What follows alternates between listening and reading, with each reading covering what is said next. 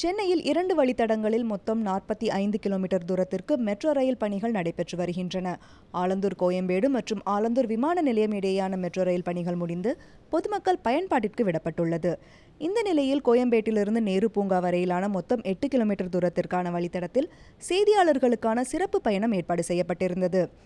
Koyambedu metro rail நிலையத்திலிருந்து மாலை 3:20 மணிக்கு புறப்பட்ட மெட்ரோ ரயில் 6 மீட்டர் அகலத்தில் அதிகபட்சம் 20 மீட்டர் ஆழத்தில் அமைக்கப்பட்ட சுரங்கத்தில் 35 கிலோமீட்டர் வேகத்தில் சென்றது.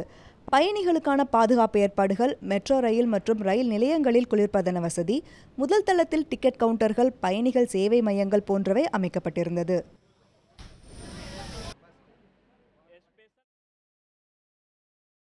இந்த வழித்தடத்தில் பிளாட்ஃபார்ம் ஸ்கிரீன் டோர் அமைக்கப்பட்டுள்ளது. இது ஒரு முக்கிய அம்சமாகும். டெல்லி மெட்ரோவில் விமான நிலையத்தில் மட்டும் பிளாட்ஃபார்ம் ஸ்கிரீன் டோர் உள்ளது. ஆனால் இங்கு எல்லா நிறுத்தங்களிலும் இந்த அமைப்பு வரவுள்ளது.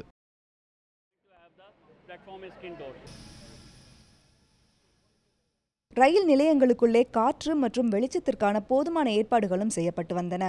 அவசர காலத்தில் மக்கள் நடந்து செல்ல ரயில் பாதை அருகே நடைபாதையும் அமைக்கப்பட்டுள்ளது. 6 பெட்டிகள் வரை இயக்கும் அளவிற்கு ரயில் நிலையங்கள் அமைக்கப்பட்டுள்ளன. வரும் ஜனவரியில் இந்த வழித்தடத்தில் மெட்ரோ ரயில் சேவை தொடங்குகிறது.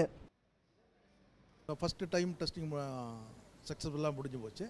இனி அது ஃபர்தர் டெஸ்டிங் பண்ணுவோம். அதுக்கப்புறம் சேஃப்டி பாதுகாப்பு சோதனை எல்லாம் பண்ணணும். அதெல்லாம் முடிஞ்சதுக்கப்புறம் நாங்கள் ஒரு சர்டிஃபிகேட் கொடுத்து பாதுகாப்பு ஆணையரோட ஆய்வாக இருக்கும். அவரோட ஆய்வு முடிஞ்சு அவர் சர்டிஃபிகேட் கொடுத்ததுக்கப்புறம் பொதுமக்களுக்கு ஓப்பன் பண்ணிவிடுவோம். சென்னை முழுவதும் நடைபெற்று வரும் மெட்ரோ ரயில் சேவை வரும் 2018ஆம் ஆண்டு நிறைவடையும் என்று சென்னை மெட்ரோ ரயில் தரப்பிலிருந்து தெரிவிக்கப்பட்டுள்ளது. ஒளிப்பதிவாளர் தன்ராஜுடன் நிஷா சேகர், காவேரி நியூஸ், சென்னை.